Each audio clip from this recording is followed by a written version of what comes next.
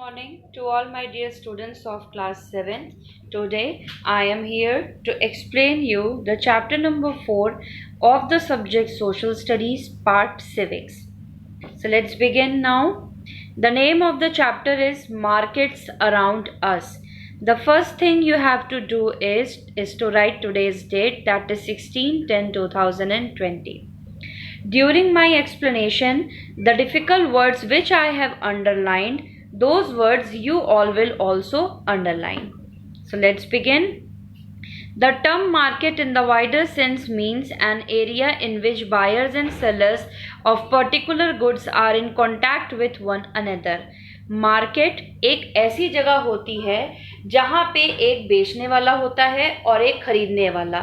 मतलब कहने का ये है कि मार्केट में सामान बेचने वाला भी मौजूद है और सामान को खरीदने वाला भी मौजूद होता है। अगर सामान खरीदने वाला नहीं होगा तो सामान बेचने वाला क्यों होगा, और सामान खरीदने वाला जाए और बेचने वाला ना मिले तो उसको हम मार्केट नहीं कहेंगे। It is such a center that provides a place where a group of consumers, individuals, businessmen or governments buy the products of their choice and need. अब बिजनेसमैन कौन होते हैं? बिजनेस का मतलब क्या होता है?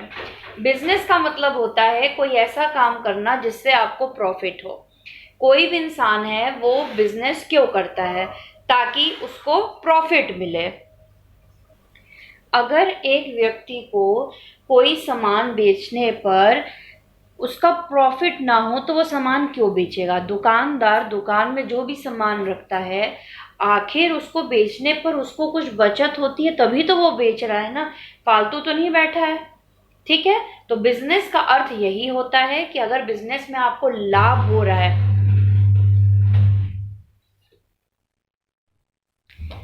For example, if one needs rice he won't go to the shoes market. बहुत सिंपल सी बात है, अगर किसी को चावल चाहिए तो वो शूज की मार्केट में नहीं जाएगा।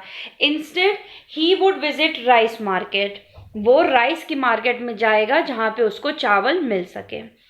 ही would select the rice as per his choice and his capacity to pay the price. वो एक ऐसा चावल चुनेगा जिसका दाम वो दे सके। ठीक है, हम चावल जो खाते हैं हम देखते हैं कि वो चावल अच्छा है कि नहीं, हमारी बजट में आ रहा है कि नहीं, हमें पड़ता है कि नहीं। मार्केट में तो बहुत सारे चावल अवेलेबल हैं, 20 रुपये से लेके 100 रुपये किलो तक के अवेलेबल हैं। तो जो हमारे बजट में आता है, जो हमें पड़ता है, वही हम खरीदते हैं। ठीक है, here price is the amount of money one has to pay for a commodity और सर्विस वन गेट्स। बहुत सिंपल सी बात है, अगर हम बाजार में कुछ खरीदने गए हैं तो हमें उसके बदले में दुकानदार को पैसे देने पड़ते हैं। The price of a commodity is determined by demand and supply.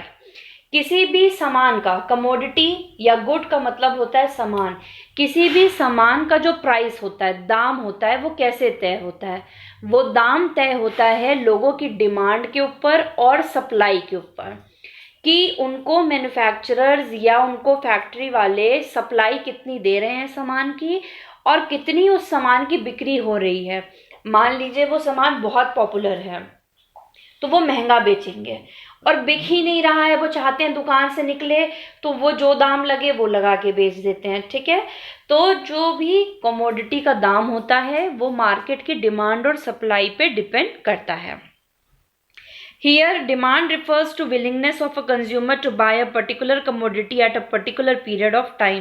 Hence, a market involves multiple activities at the same time. Next is marketing.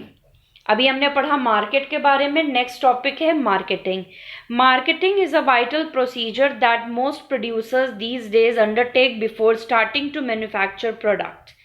Marketing makes a study of what a customer would prefer by way of quality, price, type of packaging, etc.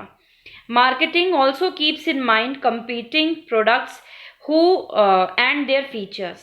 This information is passed on the manufacturer who produces goods as per the study. Marketing also includes advertising. Advertising, as you have read in the last chapter, is an essential component in the process of marketing. Advertisements create awareness in the market about the product and these days create a demand for it. Marketing क्या होती है? एक product बनाने वाले को कैसे पता चलता है कि हमें वो प्रोडक्ट कैसे बना के बेचना है? वो देखता है कि कस्टमर एक प्रोडक्ट में क्या चाहता है। वो चाहता है कि उसको कितने रुपए में वो प्रोडक्ट मिल जाए, प्लस वो सेम प्रोडक्ट और कितनी कंपनीज बना रही हैं, वो उस हिसाब से भी दाम तय करता है। आप ही समझिए, अगर कोई एक अच्छा टूथपेस्ट है, वो मार्केट में 50 रुपीज़ का है, उसमें के 3-4 टूथपेस्ट सब ऐसे ही हैं 48, 49, 50 रुपीज़ की, लेकिन उसमें एक टूथपेस्ट ऐसा है जो सेम ही है लेकिन वो 70 रुपीज़ का बिक रहा है, तो हम कभी उसको नहीं खरीदेंगे। ये एक ह्यूमन टेंडेंसी है सामान खरीदने की। हम सोचते हैं हमें बेस्ट मिले और कम से कम दाम में मिल जाए, ठीक है। तो मैन्युफैक्चरर ये सारी चीज़ें सोचता है जब वो कोई भी प्रोडक्ट बनाने की सोचता है। Next, types of markets. अब हम पढ़ते हैं टाइप्स ऑफ मार्केट्स के बारे में। सबसे पहला टाइप होता है वीकली मार्केट। वीकली मार्केट यहाँ पे तो शायद कम लगता है, लेकिन बड़े बड़े शहरों में हफ्ते का बाजार ज़रूर लगता है। संडे मार्केट एरिया के हिसाब से पता चले, एक जगह पे मंडे मार्केट लगती है, एक जगह पे ट्यूसडे मार्केट लगती है। उस मार्केट में हर एक प्रोडक्ट बिकता है, सब्जियां, फल से लेके शूज़, क्लोथिंग, टॉयज़, किचन का सामान, सब कुछ उस मार्केट में बिकता है और नॉर्मल मार्केट से सस्ता बिकता है। मतलब कि शॉप्स से या मॉल से अगर आप खरीदने जाएं तो उनसे सस्ता सामान हमें वीकली मार्केट में मिलता है। Next is neighbourhood markets. Neighbourhood markets मतलब जो आपके पड़ोस में दुकानें हों और मार्केट हो, उन्हें हम नेबरहुड मार्केट्स कहते हैं। Third one is malls. Mall कौन सी जगह होती है? मॉल्स को हम सुपर मार्केट्स भी कहते हैं। जैसे कि आप देख सकते हैं प्रयागराज में हमारा मॉल है एटलांटिस मॉल, जिसमें बिग बाज़ार और कई सारे ब्रांड्स अंदर हैं, ठीक है। इसके अलावा आपका है विनायक सिटी सेंटर, जहाँ पे पीवीआर है और कई अंदर ब्रांड्स हैं। तो मॉल एक ऐसी जगह होती है जहाँ पे हम एंटर करते हैं तो हमें अपने ज़रूरत की सारी सामान वहाँ पे मिल जाते हैं, चाहे वो कपड़े हों, चाहे वो फुटवेयर्स हों, चाहे वो वेजिटेबल्स हो, फ्रूट्स हो, राशन का सामान हो, खाने पीने की चीज़ें हों, हमें वो सारी चीज़ें एक मॉल में मिल जाती हैं। लेकिन एक बात आप लोग जान लीजिए, कंपैरेटिवली जो सामान आप लोगों को नॉर्मल अपने नेबरहुड, अपने पड़ोसी मार्केट में, अपने आसपास की दुकानों में मिल जाएगा जिस दाम पे, वो आपको मॉल में महंगा मिलेगा, ठीक है। तो अगर कंपेयर किया जाए तो वीकली मार्केट सबसे सस्ती होती है, फिर आपके अगल बगल की दुकानें, फिर मॉल्स, ठीक है। स्पेशलिटी स्टोर्स क्या होते हैं? स्पेशलिटी स्टोर्स हो गए जैसे मेडिसिन के, ठीक है, और ये ब्रांडेड स्टोर्स जिसे बोला जाता है, ठीक है, जैसे Reebok, Naik, Adidas, Levi's, metro, ये सब एक ब्रांड है, तो इनको हम बोलते हैं स्पेशलिटी स्टोर्स, ठीक है। Next is factors influences market trend. Market trend की फैक्टर्स क्या होते हैं जो इन्फ्लुएंस करते हैं? Availability, it is the most important factor of a market which decides the whole fate of a consumer market. Fate मतलब क्या होता है? किस्मत, destiny. Availability of a commodity increases or decreases the demand of the consumers. If a particular item is available in plenty, the price will be low, which will increase the demand of the consumers. Similarly, if a particular item is not available largely, its price will be high, which will bring down the demand for that particular item. Next is convenience. Consumers always prefer the convenience. They try to get their household things from the nearby markets. It saves their time and carriage charges. They also prefer to go to the selective section of market in order to save their time spent on the selection of things. हम सबको क्या चीज़ convenient लगती है, यानी कि क्या चीज़ easy लगती है? हम सोचते हैं कि हमारे ज़रूरत का सामान हमारे आसपास ही मिल जाए, हमें ज़्यादा दूर ना जाना पड़े। दूर जाने के लिए हमको गाड़ी निकालनी पड़ेगी, गाड़ी का पेट्रोल खर्चा होगा तो हमारा खर्चा ज़्यादा हो जाएगा। तो कन्वीनियंस होना बहुत इंपॉर्टेंट है। क्रेडिट, क्रेडिट का मतलब होता है उधार। बहुत से ऐसे कस्टमर्स होते हैं मार्केट में जो क्रेडिट प्रेफर करते हैं। फॉर एग्जांपल वो सोचते हैं मार्केट में जाएं, अपना पर्चा दें, लिखवा दें और हमें उधार का सामान मिल जाए। लेकिन ये एक कस्टमर और एक बेचने वाले का, जो सेलर होता है, उसके बीच में अच्छा रिलेशनशिप इससे नहीं बनता है। Next one is price. Price एक बहुत इंपॉर्टेंट फैक्टर है किसी भी कस्टमर के लिए, कोई भी सामान खरीदने के लिए। जैसा कि मैंने अभी आप लोगों को बताया था कि अगर मार्केट में कोई एक सामान है जो एक ही तरीके का है, एक ही चीज़ है, उसका एक ही फ़ायदा हमें हो रहा है, लेकिन उसमें का 4 सामान जो है हमें 50 रुपये में मिल रहा है और वैसा ही सेम सामान हमें 80 रुपये में मिल रहा है, तो हम कभी उसे नहीं खरीदेंगे। हम प्रेफर करते हैं कि हमें अच्छे से अच्छा सामान हमारे बजट के अकॉर्डिंग अच्छे रेट में मिल जाए। क्वालिटी एक बहुत इंपॉर्टेंट चीज़ है। बहुत कम प्राइस के चक्कर में हम क्वालिटी से भी समझौता नहीं करना चाहते। कई बार ऐसा होता है, जैसे एक एग्जाम्पल, नमक कई नमक ऐसा है मार्केट में 8 रुपये 10 रुपये किलो भी अवेलेबल है, 15 रुपये किलो भी है, 20 रुपये किलो भी है। लेकिन हम सोचते हैं 5 रुपये एक्स्ट्रा लग जाए लेकिन हमें बेस्ट क्वालिटी का नमक मिले। ठीक है, जैसे फॉर एग्जांपल टाटा नमक हो गया। तो ये भी हमारे दिमाग में रहता है कि चलो ठीक है, बहुत ज़्यादा ना पे करना पड़े, थोड़ा सा ही अमाउंट बेशक ज़्यादा लगे लेकिन हमें चीज़ की क्वालिटी अच्छी मिले। इनकम साइकिल बहुत इम्पॉर्टेंट है। अगर किसी बिजनेसमैन की इनकम नहीं होगी, कमाई नहीं होगी, तो वो बिजनेस ही क्यों करेगा। Next is retail market. A retailer sells products to consumers for their personal use. They buy goods from either the manufacturer or the wholesalers and sell it to the customers. आप ये समझ लीजिए कि किसी भी product, किसी भी market की साइकिल कैसे होती है। ठीक है, सबसे पहले आता है मैन्युफैक्चरर, या आप इसको इंडस्ट्री या आप इसको कंपनी भी लिख सकते हो, जो सामान बनाते हैं। मैन्युफैक्चरर से सामान कौन खरीदता है?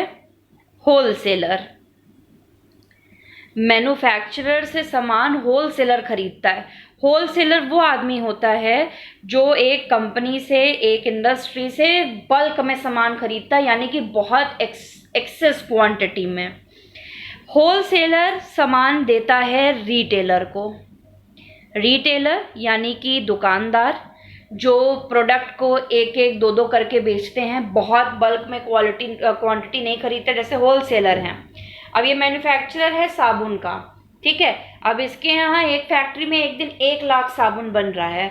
अब होलसेलर गया, उसने उससे 50,000 साबुन खरीद लिए और उसके बाद 50,000 साबुन को उसने 50 रिटेलर्स को बांट दिया, 1,000 साबुन उसने सबको दे दिया।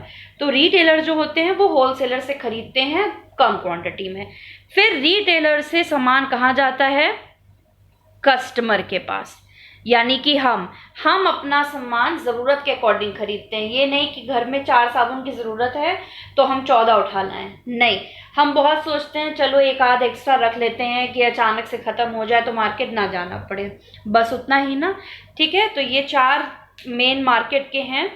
सबसे पहला मैन्युफैक्चरर जो सामान बनाता है, मैन्युफैक्चरर से होलसेलर खरीदता है जो बल्क में खरीदता है, फिर रिटेलर खरीदता है होलसेलर से कुछ कम अमाउंट में, फिर रिटेलर से हम कस्टमर्स सामान खरीदते हैं। फंक्शंस ऑफ रिटेलर्स के फंक्शंस क्या है? सबसे पहला है कस्टमर सेटिस्फैक्शन। हर एक रिटेलर, हर एक दुकान सोचता है कि हमारे दुकान में जो भी कस्टमर आए वो पूरी तरीके से संतुष्ट होके जाए। सेटिस्फैक्शन यानी कि संतुष्टि। ठीक है, next is ability to acquire the right products. हर एक रिटेलर ये भी सोचता है कि मेरी दुकान में जो सामान मिले वो बेस्ट हो, ताकि हर कस्टमर मेरी दुकान में खिंचाए। ठीक है, नेक्स्ट प्रोडक्ट प्रेजेंटेशन। एक दुकानदार अपना प्रोडक्ट जो भी वो बेच रहा है उसको अपने कस्टमर्स को कैसे दिखाता है, ये भी डिपेंड करता है कस्टमर का प्रोडक्ट खरीदने पे। हम किसी दुकान में अगर जाते हैं, अगर वो अच्छे से हमको डील करता है, अच्छे से, अगर हम सूट पसंद करने गए हैं या शूज़ पसंद करने गए हैं, तो हमारा मन करता है कि हाँ हम उसको लें। अब कोई दुकानदार हो, आपने बोला मुझे सूट चाहिए, उसने 10 सूट ऐसे ही रख दिए, तो आपका नहीं मन करेगा खरीदने का। तो एक दुकानदार, एक शॉपकीपर किस तरीके से अपना सामान आपके आगे प्रेजेंट करता है, ये भी डिपेंड करता है आप सामान कैसे खरीदो। डिजाइन एंड लेआउट, प्रोडक्ट का design and layout according to the customers, customer कैसा चाहता है प्रोडक्ट वैसा होना बहुत जरूरी है। हम किसी भी दुकान में जाते हैं तो हमसे सबसे पहले दुकानदार पूछता है कि आपको क्या चाहिए। हमने उनको बताया कि हमको सूट चाहिए, फिर वो हमसे पूछेगा कि आपको किस रेंज का चाहिए, तो हमने बताया कि हमको 2000 तक के सूट दिखाइए, तो उनके पास 2000 तक के जो सूट होंगे वो वही हमको दिखाएगा। वो ये नहीं करेगा कि 5000 10,000 के सूट लेगा। क्यों? क्योंकि उसने हमसे पहले ही पूछ लिया है कि आपको क्या चाहिए और किस रेंज का चाहिए। ठीक है। Next is location. दुकान की लोकेशन कहाँ पे है ये बहुत डिपेंड करता है दुकान के चलने पे। अगर दुकान मार्केट एरिया में है तो वो दुकान बहुत चलेगी, और बहुत ज़्यादा अंदर इंटीरियर साइड कहीं पे दुकान है तो उस दुकान का चलना थोड़ा मुश्किल होता है। Next is the wholesale market. Over and above the retail markets, there is a wholesale market from where the retail shopkeepers bring different articles and further sell it to their customers. The wholesalers keep the stocks of different articles in bulk because different shopkeepers buy things not in small numbers but in dozens. Wholesale market जैसे retail market होती है normal, जहां पे आप एक दो सामान खरीदते हैं, उसी तरीके से होलसेल मार्केट भी होती है। जैसे प्रयागराज में चौक है या लोकनाथ है या कटरा मार्केट है, वहां पे कुछ दुकानें हैं जो होलसेल का काम करती है। मतलब अगर आप उनके यहाँ जाएंगे तो आपको कोई भी चीज 1 या 2 पीस नहीं मिलेगी, आपको कोई भी चीज 12 या 20 या 25 पीस ऑर्डर करने पड़ेंगे तभी वो आपको सामान देंगे। ठीक है। तो एक नॉर्मल रिटेलर जिसकी दुकान है वही होलसेलर के पास जाता है सामान खरीदने के लिए। Role of intermediaries. Have you thought that from producers to customers many intermediaries are involved? Sometimes this chain is limited to but mostly there are 3, 4 and even more intermediaries. If the farmer brings his produce in the market, he naturally gets more price for his produce. But in such a case, he has to arrange for the transport of his articles in the local market. Then at the wholesale market, he has to take the help of the selling agent who auctions the produce among different buyers. In this way, he can sell his produce in the single day and return to his village at the earliest. But if the produce is in the state and the market in another state, then one main intermediary comes in his way.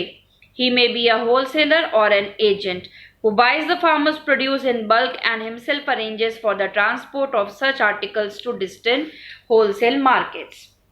ये क्या कह रहा है कि हमें कई बार ऐसा लगता है कि सिर्फ 2 लोग बिजनेस में इन्वॉल्व हैं, लेकिन कई बार 2 से अधिक लोग भी बिजनेस में इन्वॉल्व होते हैं। फॉर एग्जाम्पल, एक किसान है, उसके खेत में खेती हुई, मान लीजिए चावल हुआ, उसके यहाँ कई कुंटल चावल निकले, उसने वहां पे गाड़ी की, लेके मार्केट में आया, मार्केट में उसने चावल बेचा रिटेलर्स को, जो पैसा उसने कमाया लेके वो वापस अपने विलेज में चला गया। लेकिन अगर मान लीजिए कि वो उत्तर प्रदेश में रह रहा है और उसको चावल जाके बेचना है बिहार में, तो उसको जाने के लिए खर्चा लगेगा।